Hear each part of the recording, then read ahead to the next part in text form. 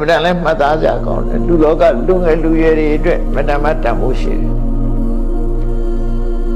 သူပြောတာတော့ဒီ10ခုတဲ့အချက်10ချက်ကိုသူပြောမှာယာနိပုပ္ပိအကရိတဝါငယ်ငယ်တည်းကဒါလှုပ်ထားမယ်အချက်10ချက်တည်းနော်အဲ့ဒါတွေကိုမလုပ်ဘူးဆိုရင်သပ္ပစ္စမနုတပတိနောင်ရောက်တဲ့အခါကျတော့စိတ်ဆင်းရဲလိမ့်မယ်နောင်တပူပန်ရလိမ့်မယ်လုံးတဲ့အချက်10ခုကိုမင်းလှုပ်ထားပါလှုပ်ထားကြမလှုပ်ဘူးဆိုလို့ရှိရင်နောက်ကြတော့မှပူပန်တော့ကရောက်ကြလိမ့်မယ်ဒါမလုံးမိတာမှားလိုက်တာစိတ်ပူပန်နေကြပဲအဲ့ကြရင်တော့ဒုက္ခနဲ့တွေ့ကြမှာပေါ့သူဆိုလို့အဲ့တော့နောင်တစကားတွေဆိုတာဟုတ်တာလုပ်တဲ့လူတွေမှာသာနောင်တစကားဆိုတာရှိတာလေဟုတ်တာလုပ်တဲ့လူကနောင်တမှာမရှိတာအဲ့တော့သူပြောတဲ့နံပါတ်1ကဘာပြောတာတော့ရှင်းရှင်းလေးပါအလတ္တဝိတ္တံတပ္ပတိလူဖြစ်လာလို့ရှိရင်ပစ္စည်းဥစ္စာရှာရမှာပစ္စည်းဥစ္စာရှာကိုရှာမရအောင်လုပ်အဲ့ဒီပစ္စည်းဥစ္စာကိုရအောင်မရှာနိုင်လို့ရှိရင်မင်းစောင်းနေခက်ခဲလိမ့်မယ်အဲ့ဒီကြမှာမင်းငါမရှာမိတာမှားတယ်လို့ဖြစ်မှာပဲစိတ်ပူပန်ရတယ်အဲ့ဒါမရှိရင်စိတ်ပူပန်ရနောက်လက်ကြည့်နောက်စီဆိုပါမှအဲ့ဒါမရှိဆိုစိတ်ပူတာပဲလေအဲ့ဒီပူပန်မှုကိုပြောတာအလတ္တဝိတ္တံတပ္ပတိပစ္စည်းဥစ္စာဆိုရရအောင်ရှာမယ်မင်းမရဘူးဆိုရင်စိတ်ပူရမှာပဲအဲ့ဒါဘာလို့လဲပုပ္ပိအတ္တမုထာနိတ္တငယ်ငယ်တုန်းကကြိုးစားပြီးတော့ဝိကျေတနာတွေကိုရအောင်ရှာတယ်စုဆောင်ခဲ့တယ်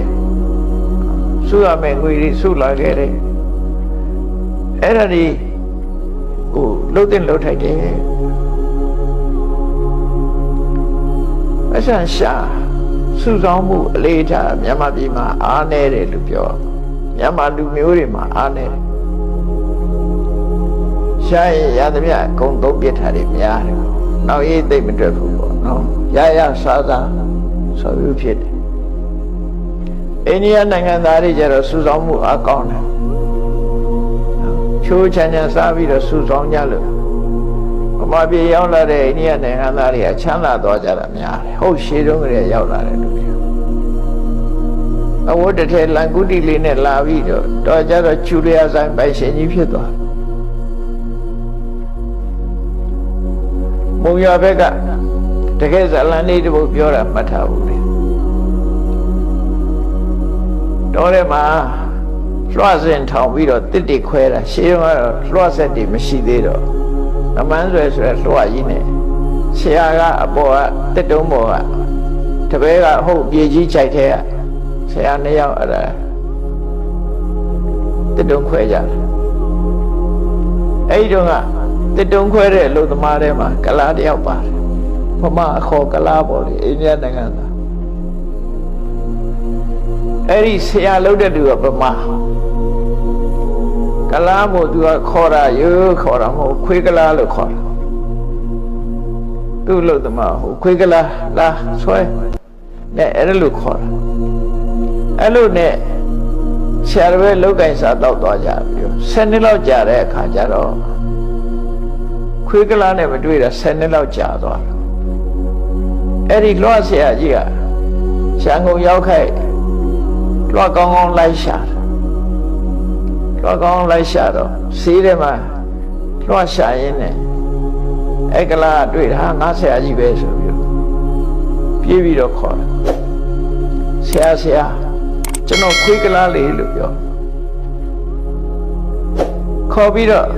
ရှားပါရှားတာတော့ဆိုငါလွှတ်ကောင်းကောင်းလို့ရင်လာလိုက်ခဲ့ကျွန်တော်ဆိုင်မှာရှိတယ်ဆိုသူကဆိုင်ကြီးနဲ့ဆိုင်ပိုင်ရှင်ဖြစ်နေဆိုင်ပိုင်ရှင်ဖြစ်နေပြီဟိုလွှတ်သမားကြီးကလွှတ်ဆွဲတော့မှရှိရှဲလို့တော့မယ်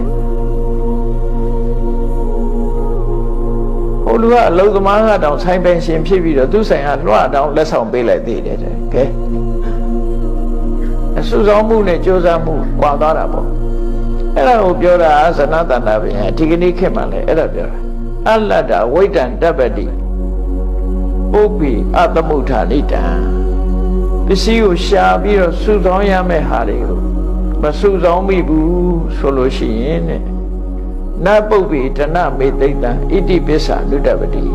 ငါငယ်ငယ်တုန်းကရရတဲ့နဲ့ဖြုံးပစ်ခဲ့တယ်ငါငယ်ငယ်တုန်းကနော်ကြိုးစားပြီးတော့မရှာခဲ့ဘူးမစုခဲ့ဘူးဒါကြောင့်မို့အသက်ကြီးတော့စားစရာမရှိတော့ဘူးဆိုပြီးတော့ပြန်ပြီးတော့စိတ်တော့ကရောက်ရတယ်စုတဲ့လူတွေကတထေးဖြစ်ကုန်ပြီ तू ကတထေးပဲဖြစ်တော့အဲ့ဒါကိုပြောတာမှဒါလူလောကမှာတကယ်လုံးဝမဲ့ကိစ္စတွေပဲဒါနိဗ္ဗာန်ရောအကြောင်းတရားလို့လည်းပြောလို့ရတယ်စီးပွားရေးအစဉ်ပြေနိဗ္ဗာန်ကိုသွားလို့လွယ်တယ်လေဒီဘုံမှာအမိတည်ပြီးတော့နိဗ္ဗာန်ရောအကြောင်းအကျင့်လို့လွယ်တာပေါ့